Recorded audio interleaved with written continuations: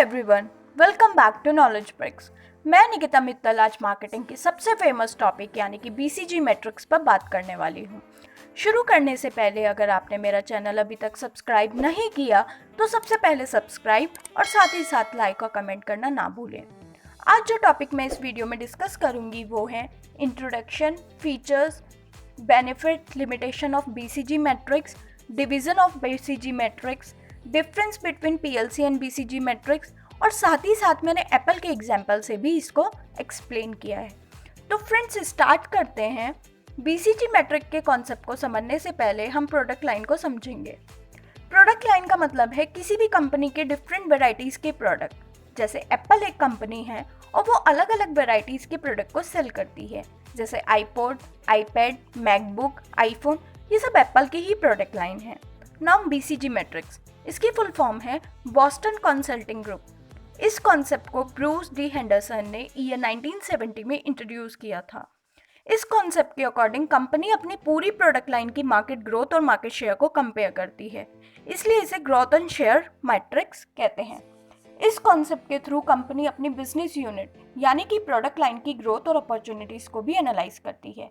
इसके through long term strategy planning की जा सकती है, क्योंकि एनालिसिस के बाद कंपनी को कंप्लीट इंफॉर्मेशन मिल जाती है कि उनके प्रोडक्ट कैसे परफॉर्म कर रहे हैं।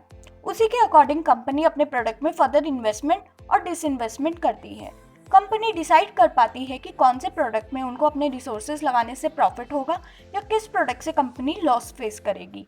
बीसीजी मैट्रिक्स 4 क्वाड्रेंट्स यानी कि 4 पार्ट्स में डिवाइड होती हैं, जिसके थ्रू कंपनी के प्रोडक्ट की मार्केट ग्रोथ और शेयर को कंपेयर किया जा सकता है और उसी के अकॉर्डिंग प्रोडक्ट को डिजर्विंग क्वाड्रेंट में पुट किया जाता है। क्वाड्रेंट के नाम होते हैं question mark, star, cow, dog. मैंने आगे इसको एक्सप्लेन किया है, तो चलिए बात करते हैं। First one is question mark. Question mark का मार्केट ग्रोथ हाई होता है लेकिन मार्केट शेयर लो होता है, इसलिए यहाँ पर डिसीजन लेना इंपॉर्टेंट हो जाता है। Next is star. स्टार की मार्केट ग्रोथ और मार्केट शेयर दोनों हाई होती हैं, इसलिए ये प्रॉफिटेबल होते हैं, इसके प्रोडक्ट सबसे बेस्ट होते हैं। Next is dog. इसमें मार्केट ग्रोथ और मार्केट शेयर दोनों लो होती है, इसलिए ये सबसे ज़्यादा वीक प्रोडक्ट के अंदर में आता है। उसके बाद आता है कैश काउ।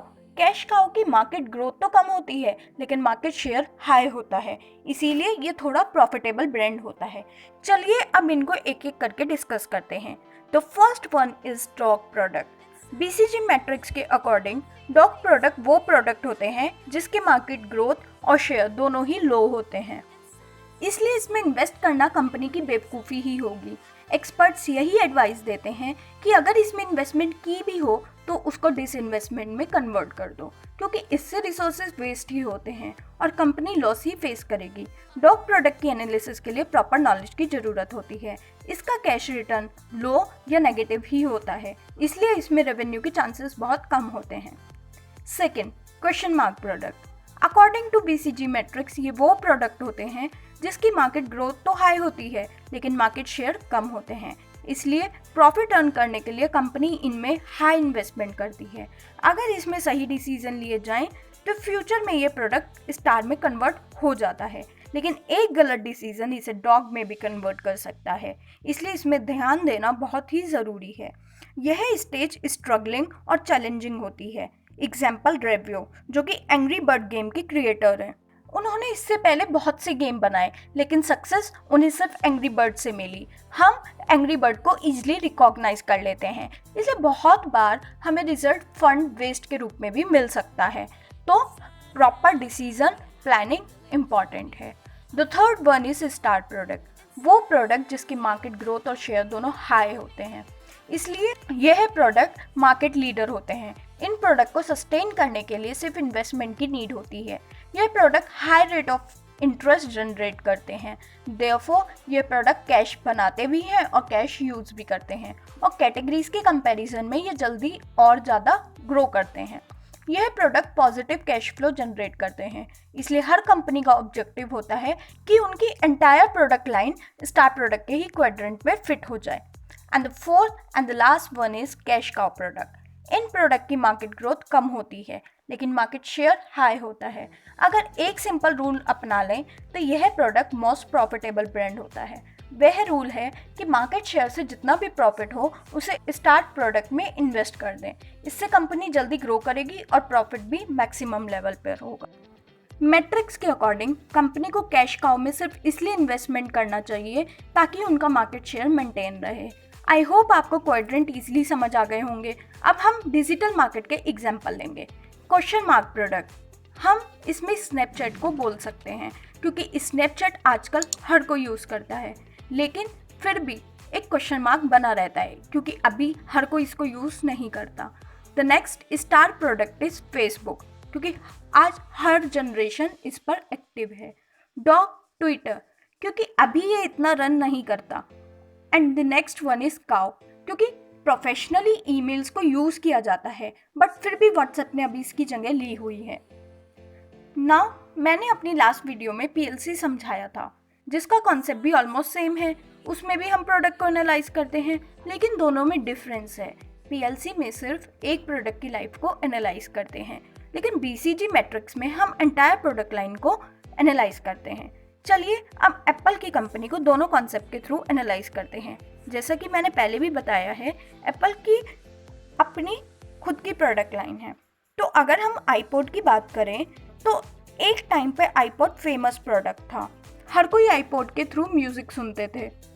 लेकिन आज मार्केट में आईपॉड की डिमांड बिल्कुल भी नहीं है, इसलिए ये पीएलसी की टर्म में डिक्लाइनिंग और बीसीजी की टर्म्स में डॉग क्वाड्रेंट में फिट होता है। इसलिए आईपॉड पर इन्वेस्टमेंट का कोई मतलब नहीं। Next is iPad. इसकी मार्केट में शेयर तो हाई है, लेकिन मार्केट ग्रोथ ज़्यादा नहीं है। इसके कई रीज़न हो सकते हैं, इसलिए आईपॉड पीएलसी की टर्म्स में मैच्योरिटी और मैट्रिक्स की टर्म्स में कैश काउ के अंडर आता है। इसलिए कंपनी आईपैड में इन्वेस्ट करती है ताकि कंपनी आईपैड की अर्निंग को स्टार प्रोडक्ट यानी कि आईफोन में इन्वेस्ट करके मार्केट में रूल करे।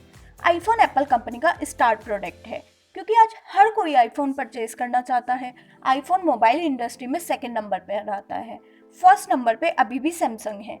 इसलिए आईफोन पीएलसी में ग्रोथ स्टेज पर है, वही वे मैट्रिक्स में स्टार की पोजीशन पर आता है। ना मैकबुक, अगर फ्यूचर की भी सोचे ना तो लैपटॉप की डिमांड आज भी है और आने वाले टाइम पर भी होगी। इसलिए मैकबुक की मार्केट में ग्रोथ तो हो रही है पर शेयर अभी लो है। इसलिए कंपनी मैकबुक में रिक्वायर्ड चेंजेस करे और इन्वेस्ट भी करे तो आने वाले टाइम पर यह भी स्टार प्रोडक्ट बन सकता है। पर अभी ये पीएलसी में इंट्रोडक्शन और मैट्रिक्स में क्वेश्चन मार्क में कंसीडर होता है। हर चीज़ के अपने फायदे और नुकसान दोनों होते हैं, तो पहले इसके बेनिफिट डिस्कस करते हैं। बीसीजी मैट्रिक्स कंपनी की प्रोडक्ट लाइन की मार्केट ग्रोथ और शेयर को कंपेयर करके बहुत सी स्ट्रेटेजी बनाती है। कंपनी डिटरमाइन करती है कि उनको किस प्रोडक्ट पर कितने रिसोर्सेज और इन्वेस्टमेंट लगाने हैं। कंपनी प्रोडक्ट की परफॉर्मेंस और पोटेंशियल को एनालिसिस करती है। इसमें प्रोडक्ट लाइन को 4 कैटेगरीज में डिवाइड कर दिया जाता है जिसके डिसीजन मेकिंग ईजी हो जाती है। इसको अगर एक बार समझ लिया जाए तो परफॉर्म करना ईजी है। Now limitation of BCG matrix. Matrix के अकॉर्डिंग बिजनेस सिर्फ 4 ही क्वाड्रेंट पे क्लासिफाइड हो सकता है। बहुत बार ये कंफ्यूजिंग हो जाता है क्योंकि अगर प्रोडक्ट गलत क्वाड्रेंट में डाल दें तो एनालिसिस गलत हो जाती है और उसी के साथ डिसीजन भी गलत ले लिए जाते हैं। बीसीजी मैट्रिक्स 2 फेमस फैक्टर्स पर ही काम करता है, that is market share and market growth. लेकिन क्या कंपनी के प्रॉफिट के लिए सिर्फ यही 2 फैक्टर्स काफ़ी हैं? तो आंसर है नहीं, और भी बहुत सी चीज़ें होती हैं जो कंपनी के प्रॉफिट कैलकुलेशन के लिए इम्पॉर्टेंट हैं। आई होप आपको मेरी वीडियो पसंद आई होगी। इसको और अच्छे से समझने के लिए आप मेरी प्रीवियस वीडियो जो पीएलसी पर थी वो भी देख सकते हैं। उसका लिंक मैंने नीचे अपनी वीडियो के डिस्क्रिप्शन में दे दिया है। आपको मेरी वीडियो कैसी लगी प्लीज़ कमेंट करके या डिस्क्रिप्शन में दी गई मेल आईडी पर ज़रूर बताएं। Thank you.